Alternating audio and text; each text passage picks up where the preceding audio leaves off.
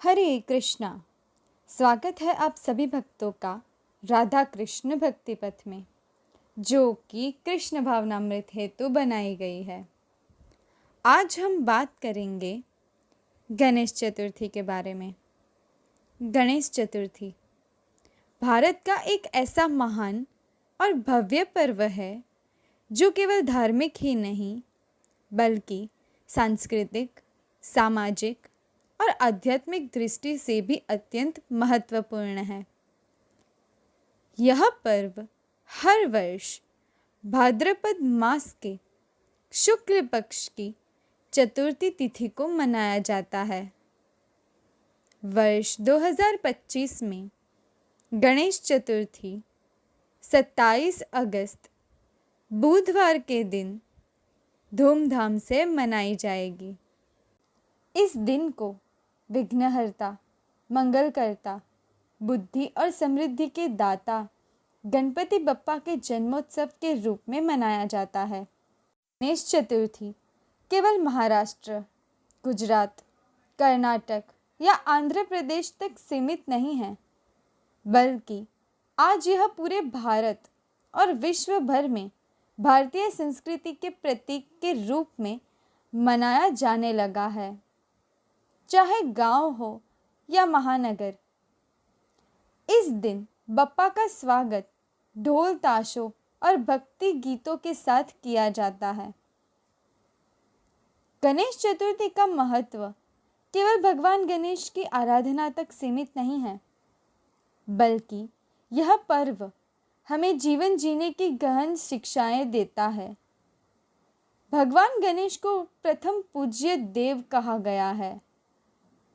किसी भी शुभ कार्य या पूजा का आरंभ सबसे पहले गणेश जी के स्मरण से ही किया जाता है, क्योंकि वे विघ्नों का नाश करते हैं और बुद्धि का प्रकाश फैलाते हैं।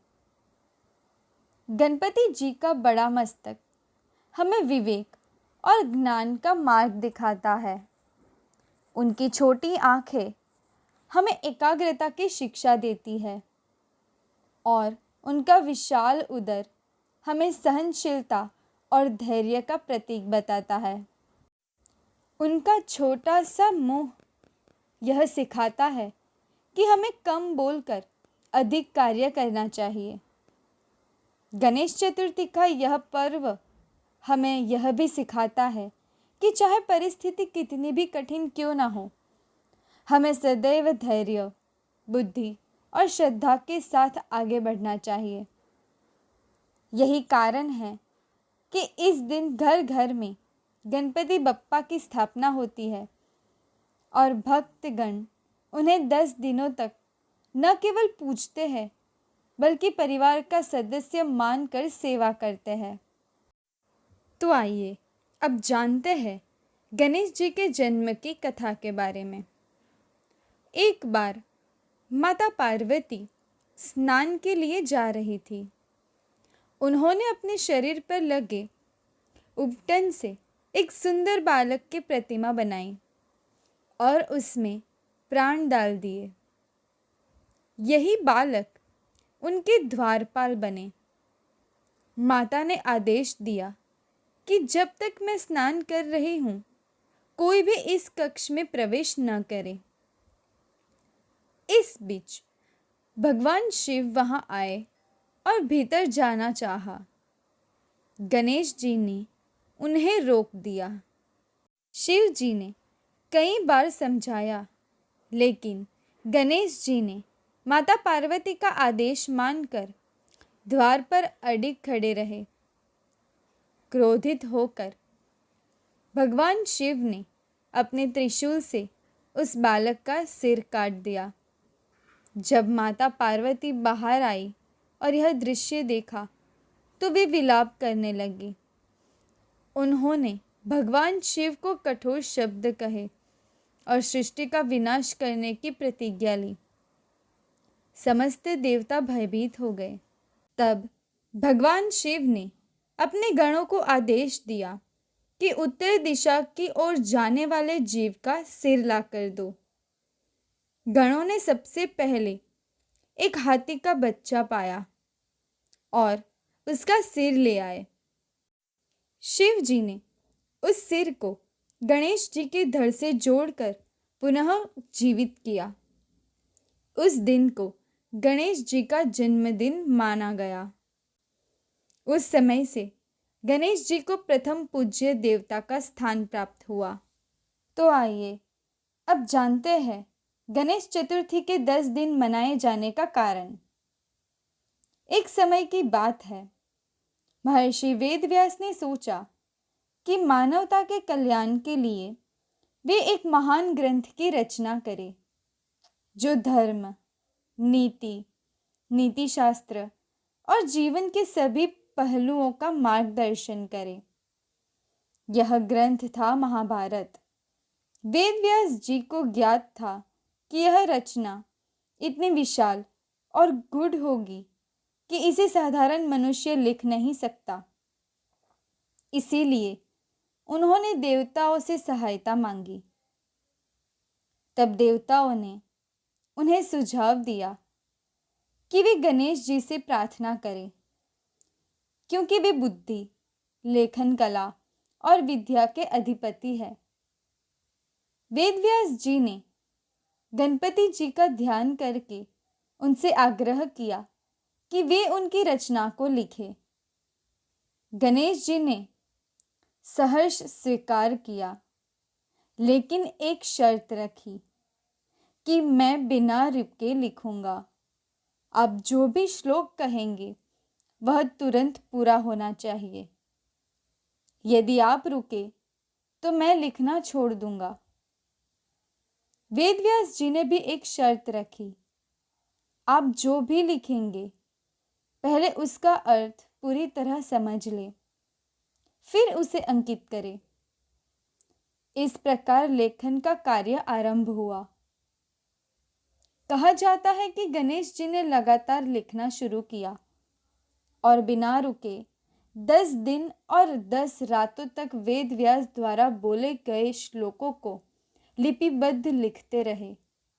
इतने लंबे समय तक निरंतर लेखन करने से गणेश जी का शरीर अत्यधिक गर्म हो गया। उनके मस्तक और शरीर से अग्नि जैसी तपिश निकलने लगी। 10वें दिन जब यह कार्य पूर्ण हुआ तो ऋषियों और देवताओं ने उन्हें पास की नदी में स्नान कराया। ठंडे जल से स्नान करने पर उनका ताप शांत हुआ और वे पुनः शीतल और प्रसन्न हो गए। तभी से यह परंपरा बन गई कि गणेश जी का आगमन स्थापना के रूप में किया जाता है और 10 दिन उनकी आराधना करने के बाद उन्हें जल में विसर्जित करके विदा किया जाता है। यह स्नान और विसर्जन की उनके ताप को शांत करने की स्मृति का प्रतीक है। तो आइए अब जानते हैं गणेश चतुर्थी की पूजन विधि के बारे में। स्थापना का समय प्रातः स्नान करके शुद्ध वस्त्र धारण करें। चौकी पर लाल या पीले कपड़े का आसन बिछाकर उस पर गणेश जी की मूर्ति स्थापित करें। मूर्ति को स्नान कराएं। गंगाजल, दूध, दही, शहद और घी से अभिषेक करें। वस्त्र और आभूषण अर्पित करें। पुष्प, दूर्वा, लाल चंदन और सिंदूर अर्पित करें। दीप और धूप जलाकर आरती करें। भोग में गणपति जी को मोदक विशेष प्रिय है। इसके अलावा गुड़, नारियल, फल और पंचामृत भी अर्पित किया जाता है। उसके बाद गणेश जी की आरती गाएं, व्रत कथा सुने और परिवार के साथ मिलकर नाम संकीर्तन करें। भक्तों, गणेश चतुर्थी का पर्व केवल उत्सव या परंपरा नहीं है, यह हमारे जीवन का आध्यात्मिक मार्गदर्शक है। भगवान गणेश हमें बुद्धि, विवेक धैर्य और विनम्रता की शिक्षा देते हैं। जब हम गणपति बप्पा को अपने घर आमंत्रित करते हैं तो वास्तव में हम अपने भीतर मौजूद नकारात्मकता को दूर कर कर सकारात्मकता का स्वागत करते हैं। इस वर्ष 27 अगस्त को जब हम गणपति बप्पा की स्थापना करें तो मन से प्रार्थना करें कि हमारे सभी विघ्न दूर हो, परिवार में सुख शांति बनी रहे। ध्यान रहे, गणेश चतुर्थी के दिनों में हमें बुरे विचार, मांस मदिरा, अंडा, जुए जैसी बुरी आदतों को नहीं अपनाना चाहिए, बल्कि पूरे दिन नाम जप और माला जप करके भगवान की आराधना करनी चाहिए। यदि आपको यह वीडियो उपयोगी लगी हो तो वीडियो को लाइक करें, शेयर करें। हरे कृष्णा।